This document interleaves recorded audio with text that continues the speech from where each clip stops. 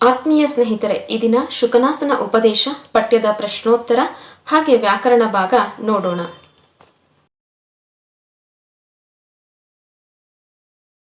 ಲೇಖಕರ ಪರಿಚಯ. ಹೆಸರು ವಿದ್ಯಾವಾಚಸ್ಪತಿ ಡಾಕ್ಟರ್ ಬನ್ನಂಜೆ ಗೋವಿಂದಾಚಾರ್ಯ.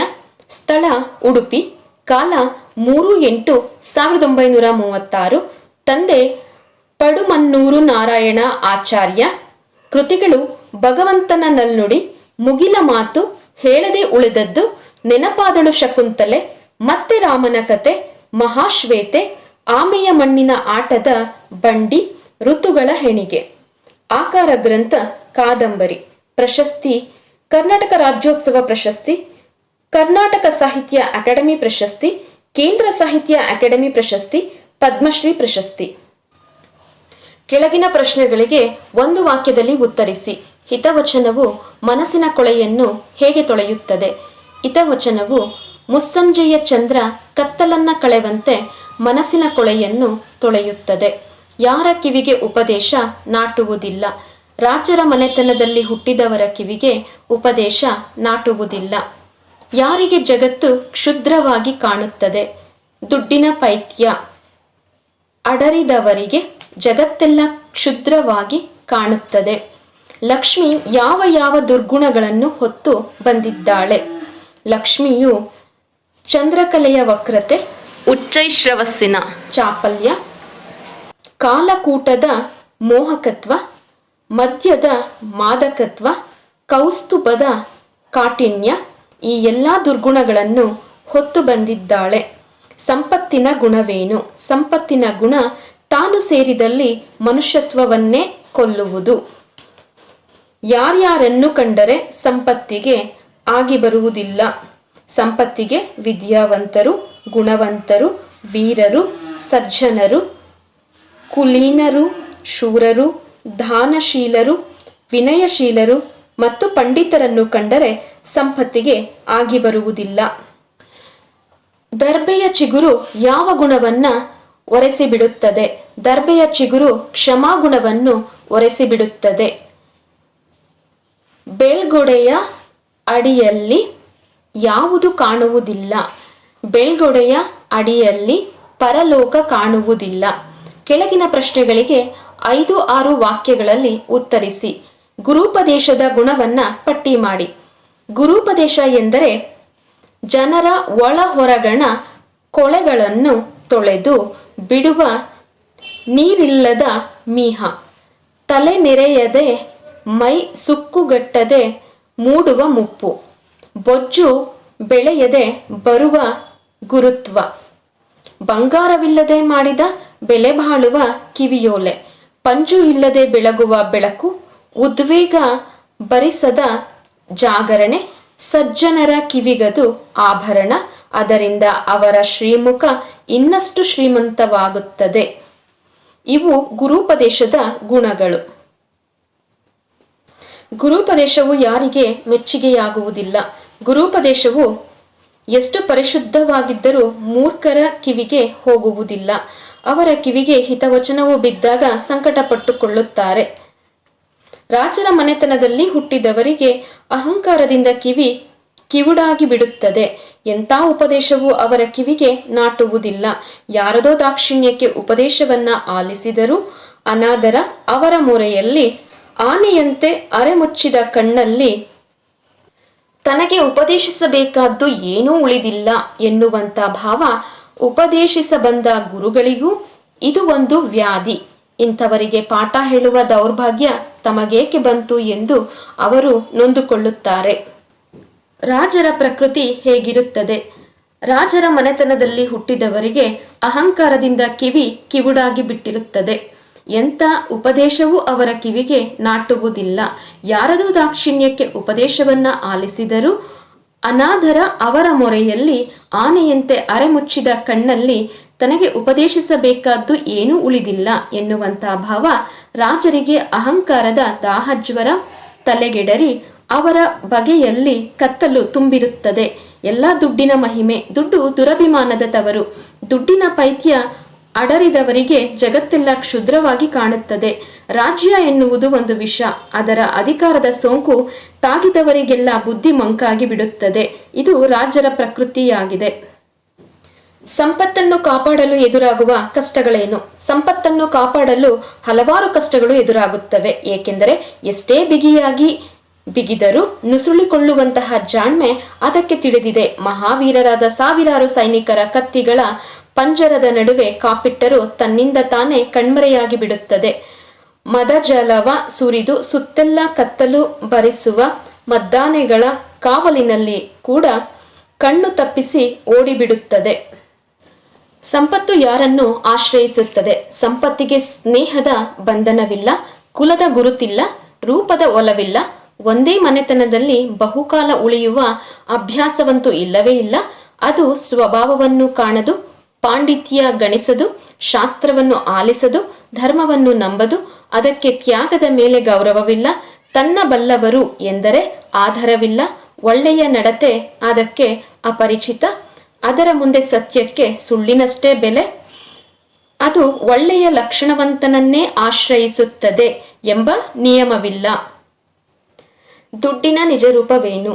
ದುಡ್ಡು ಆಸೆಯ ವಿಶಲತೆಗೆ ಎರೆಯುವ ನೀರು, ಇಂದ್ರಿಯಗಳೆಂಬ ಜಿಂಕೆಯನ್ನು ಮರಳುಗೊಳಿಸುವ ಬೇಡನ ಸಂಗೀತ, ಒಳ್ಳೆಯ ನಡತೆ ಎಂಬ ಚಿತ್ರಕ್ಕೆ ಬಳಿದ ಮಸಿ, ಅವಿವೇಕದ ಸವಿನಿದ್ದೆಗೆ ಹಾಸಿದ ಮೆಲುಹಾಸೆ, ಶಾಸ್ತ್ರದ ತಿಳಿವಿಗೆ ಬಿಗಿದ ಕಣ್ಪಟ್ಟಿ, ಎಲ್ಲಾ ದೌರ್ಜನ್ಯಗಳ ವಿಜಯಧ್ವಜ, ಕೋಪವೆಂಬ ಮೊಸಳೆಯನ್ನ ಹೊತ್ತ ಹೊಳೆ, ವಿಷಯ ಮದ್ಯಗಳ ಪಾನಭೂಮಿ, ಸಜ್ಜನಿಕೆಗೆ ಬೀಸಿದ ಬೆತ್ತ, ಧರ್ಮವೆಂಬ ಚಂದ್ರಮಂಡಲವನ್ನು ಕಬಳಿಸುವ ರಾಹುವಿನ ಕರಿನಾಲಿಗೆ, ಇದು ದುಡ್ಡಿನ ನಿಜರೂಪ. ಸಿರಿಯು ರಾಜರಿಗೆ ಒಲಿದರೆ ಏನೇನೋ ಅನಾಹುತಗಳಾಗುತ್ತವೆ. ಸಿರಿ ಎಂಬ ಹೆಣ್ಣಿಗೆ ಮರುಳಾಗದವರೇ ಇಲ್ಲ. ಕೆಟ್ಟ ನಡತೆಯ ಸಿರಿ ಎಂಬ ಹೆಣ್ಣು ಹೇಗೋ ದೈವಯೋಗದಿಂದ ಕೆಲ ಮಂದಿ ರಾಜರಿಗೆ ಒಲಿಯುತ್ತಾಳೆ.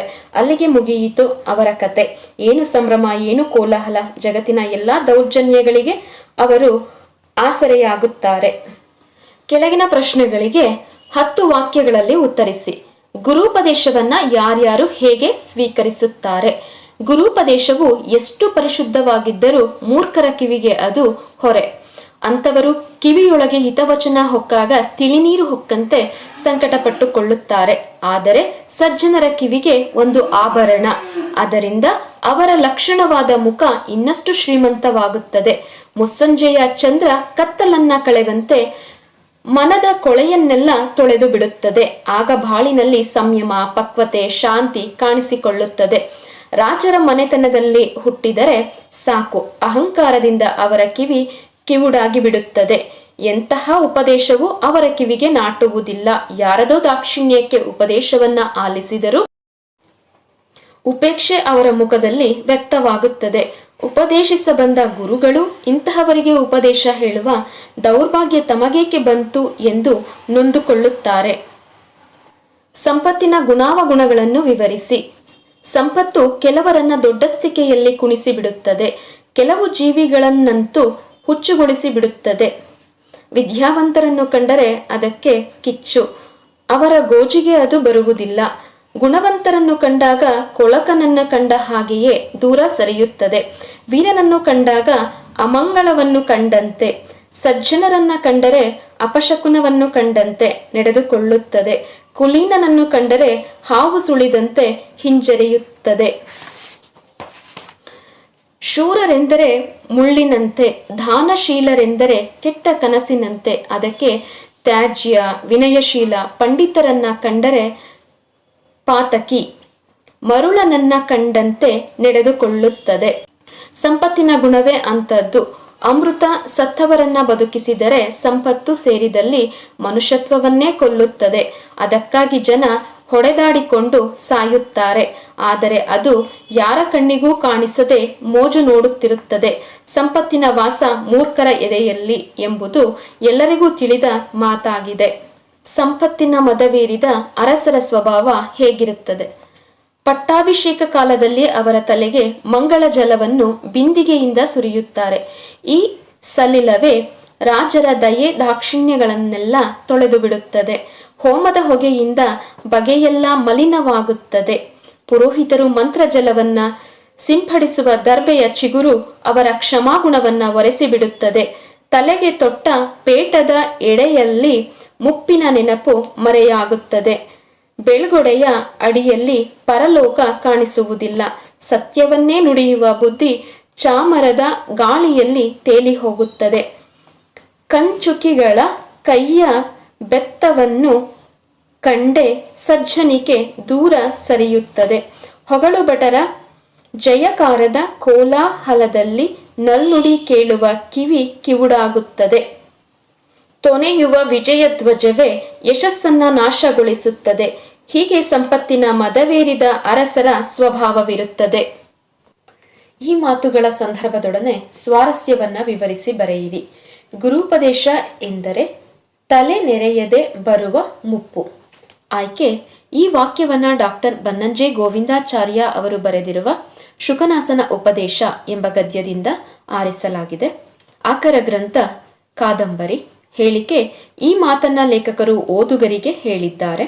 ಸಂದರ್ಭ: ಲೇಖಕರು ಗುರುವಾಣಿಯು ಪರಿಶುದ್ಧವಾದುದು, ಅದು ಜನರ ಒಳ ಹೊರಗಣ ಕೊಳೆಗಳನ್ನ ತೊಳೆದು ಬಿಡುವ ನೀರಿಲ್ಲದ ಸ್ನಾನವಿದ್ದಂತೆ ಎಂದು ಹೇಳುತ್ತಾ ಹಲವು ಹೋಲಿಕೆಗಳನ್ನ ನೀಡುವ ಸಂದರ್ಭಗಳಲ್ಲಿ ಈ ಮಾತನ್ನು ಹೇಳಿದ್ದಾರೆ.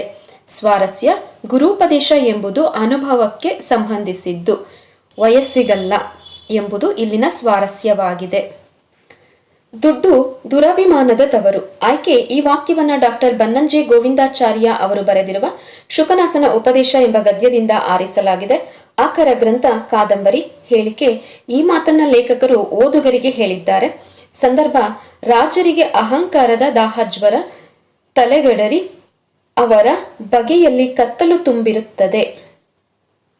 ಇದೆಲ್ಲ ದುಡ್ಡಿನ ಮಹಿಮೆ. ದುಡ್ಡು ದುರಭಿಮಾನದ ತವರು. ದುಡ್ಡಿನ ಪೈತ್ಯ ಅಡರಿದವರಿಗೆ ಜಗತ್ತೆಲ್ಲ ಕ್ಷುದ್ರವಾಗಿ ಕಾಣುತ್ತದೆ ಎಂದು ದುಡ್ಡಿನ ಗುಣವನ್ನ ವಿವರಿಸುವಾಗ ಈ ಮಾತನ್ನು ಬಳಸಿದ್ದಾರೆ. ಸ್ವಾರಸ್ಯ: ದುಡ್ಡು ಮನುಷ್ಯನಲ್ಲಿ ದುರಭಿಮಾನವನ್ನ ಹುಟ್ಟಿಸುತ್ತದೆ ಎಂಬುದು ಇಲ್ಲಿನ ಸ್ವಾರಸ್ಯವಾಗಿದೆ.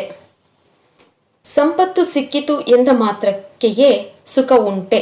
ಆಯ್ಕೆ: ಈ ವಾಕ್ಯವನ್ನ ಡಾಕ್ಟರ್ ಬನ್ನಂಜೆ ಗೋವಿಂದಾಚಾರ್ಯ ಅವರು ಬರೆದಿರುವ ಶುಕನಾಸನ ಉಪದೇಶ ಎಂಬ ಗದ್ಯದಿಂದ ಆರಿಸಲಾಗಿದೆ. ಆಕರ ಗ್ರಂಥ ಕಾದಂಬರಿ. ಹೇಳಿಕೆ: ಈ ಮಾತನ್ನ ಲೇಖಕರು ಓದುಗರಿಗೆ ಹೇಳಿದ್ದಾರೆ. ಸಂದರ್ಭ: ಹಣ ಎಂಬುದು ಜಗತ್ತಿನಲ್ಲಿ ಅತ್ಯಂತ ಕೆಟ್ಟ ವಸ್ತು, ಏಕೆಂದರೆ ಅದಕ್ಕೆ ಯಾರ ಗುರುತು ಇಲ್ಲ. ಜೊತೆಗೆ ಕೇವಲ ಸಂಪತ್ತು ಸಿಕ್ಕ ಮಾತ್ರಕ್ಕೆ ಸುಖ ದೊರೆಯುವುದಿಲ್ಲ ಎಂದು ಮಾನವನ ಜೀವನದಲ್ಲಿ ಸಂಪತ್ತೇ ಮುಖ್ಯ ಅಲ್ಲ ಎಂಬುದನ್ನು ಹೇಳುವಾಗ ಈ ಮಾತನ್ನು ಬಳಸಿದ್ದಾರೆ. ಸ್ವಾರಸ್ಯ: ಮಾನವನ ಜೀವನದಲ್ಲಿ ಎಲ್ಲವೂ ಸಂಪತ್ತೇ ಅಲ್ಲ ಎಂಬುದು ಇಲ್ಲಿನ ಸ್ವಾರಸ್ಯವಾಗಿದೆ. ದುಡ್ಡಿನಿಂದ ದೊಡ್ಡವರು ಎನಿಸಿಕೊಂಡವರಲ್ಲಿ ಇರುವಷ್ಟು ದೌರ್ಬಲ್ಯ, ಸಣ್ಣತನ ಇನ್ನೊಂದೆಡೆ ಇರಲಾರದು. ಆಯ್ಕೆ: ಈ ವಾಕ್ಯವನ್ನ ಡಾಕ್ಟರ್ ಬನ್ನಂಜೆ ಗೋವಿಂದಾಚಾರ್ಯ ಅವರು ಬರೆದಿರುವ ಶುಕನಾಸನ ಉಪದೇಶ ಎಂಬ ಗದ್ಯದಿಂದ ಆರಿಸಲಾಗಿದೆ. ಆಕರ ಗ್ರಂಥ ಕಾದಂಬರಿ. ಹೇಳಿಕೆ: ಈ ಮಾತನ್ನ ಲೇಖಕರು ಓದುಗರಿಗೆ ಹೇಳಿದ್ದಾರೆ.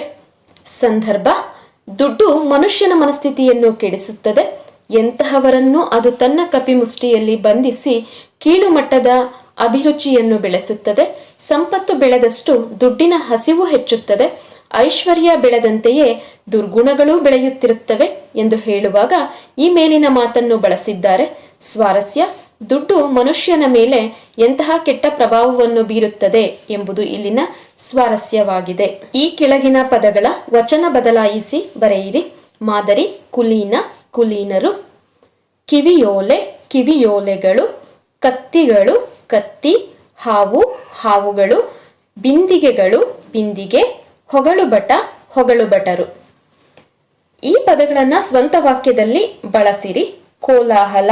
ಸಾಮಾಜಿಕ ಜಾಲತಾಣದಲ್ಲಿ ಹಲವು ಹೇಳಿಕೆಗಳು ಸಮಾಜದಲ್ಲಿ ಕೋಲಾಹಲ ಎಬ್ಬಿಸಿವೆ. ಹಿತವಚನ. ಗುರು ಹಿರಿಯರ ಹಿತವಚನವನ್ನು ಮಕ್ಕಳು ಪಾಲಿಸಬೇಕು. ದಾಕ್ಷಿಣ್ಯ. ನಾವು ದೀನದಲಿತರ ಬಗ್ಗೆ ದಯೆ ದಾಕ್ಷಿಣ್ಯ ಹೊಂದಿರಬೇಕು. ಅಪರಿಚಿತ.